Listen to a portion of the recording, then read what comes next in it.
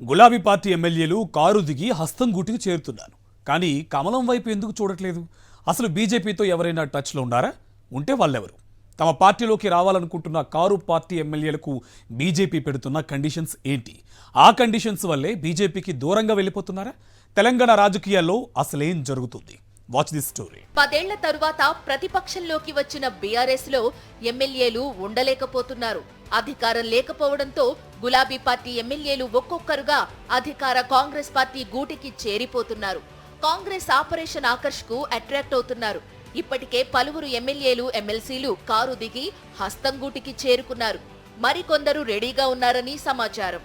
అసెంబ్లీలో బీఆర్ఎస్ కు ఉన్న ఎమ్మెల్యేల్లో 3/2 మంది ఎమ్మెల్యేలు ఆ పార్టీని వీడే వరకు ఈ చేరికలు కొనసాగుతాయనే టాక్ నడుస్తోంది.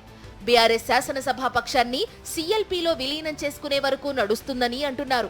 అసలు బీఆర్ఎస్ ఎమ్మెల్యేలు కాంగ్రెస్ లోకి ఎందుకు వెళుతున్నారు?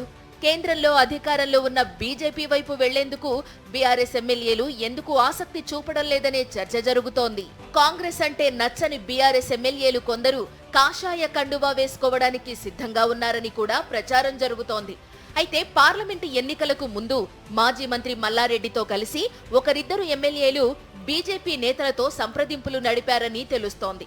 అయితే బీజేపీ పెట్టిన కండిషన్స్ కు భయపడి వారు వెనక్కి తగ్గారనే టాక్ నడుస్తోంది. బీజేపీలో చేరాలంటే ఎమ్మెల్యే పదవికి రాజీనామా చేయాల్సిందేనని కమలం నేతలు కండిషన్ పెట్టారట.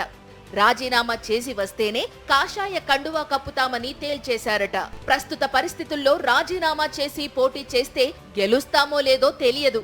భారీగా ఖర్చు పెట్టి గెలిచాం, మళ్లీ ఇప్పుడు రిస్క్ తీసుకోవడం అవసరమా అని బీజేపీలో చేరదామనుకున్న ఎమ్మెల్యేలు వెనక్కి తగ్గారట. కోమటిరెడ్డి రాజగోపాల్ రెడ్డి ఎపిసోడ్ను గుర్తుకు తెచ్చుకుంటున్నారు. ఆయన గతంలో ఒకసారి కాంగ్రెస్ కు రాజీనామా చేసి బీజేపీలోకి వెళ్లి మళ్లీ పోటీ చేసి ఓడిపోయారని, అలాంటి పరిస్థితే తమకు ఎదురు కావచ్చని భయపడుతున్నారట. రాజీనామా కండిషన్ పక్కన పెడితే కొందరు గులాబీ పార్టీ ఎమ్మెల్యేలు కాషాయ కండువా కప్పుకునేందుకు సిద్ధంగా ఉన్నారనే టాక్ వినిపిస్తోంది. బీఆర్ఎస్ నుండి కాంగ్రెస్ లో చేరిన దానం నాగేందర్ రీసెంట్ గా ఒక హాట్ కామెంట్ చేశారు. బీఆర్ఎస్ లో సీనియర్ నేత మాజీ మంత్రి హరీష్ రావుతో పాటు మరికొందరు ఎమ్మెల్యేలు బీజేపీతో టచ్ లో ఉన్నారని దానం అన్నారు. బీఆర్ఎస్ లో ఉండలేక అటు కాంగ్రెస్ లో చేరలేని ఎమ్మెల్యేలు 7 లేక 8 మంది ఉంటారని అంటున్నారు. బీఆర్ఎస్ కు చెందిన 3/2 మంది ఎమ్మెల్యేలు కాంగ్రెస్ లో చేరితే మిగిలిన వారిలో 2/3 ఎమ్మెల్యేలు బీజేపీలో చేరొచ్చనే ప్రచారం జరుగుతోంది. అప్పుడు ఎమ్మెల్యే పదవికి రాజీనామా చేయాల్సిన అవసరం ఉండదని భావిస్తున్నారట. కొందరు శాసనమండలి సభ్యులు కూడా బీజేపీలో చేరేందుకు సిద్ధంగా ఉన్నారట.